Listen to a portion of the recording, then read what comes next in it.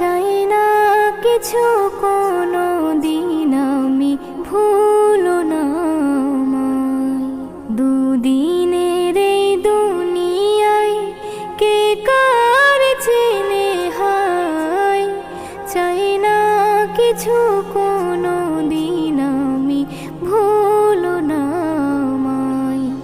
যারা শুনে আমার গজল উৎসাহ দিয়েছে, আমি ঋণী তাদের কাছে।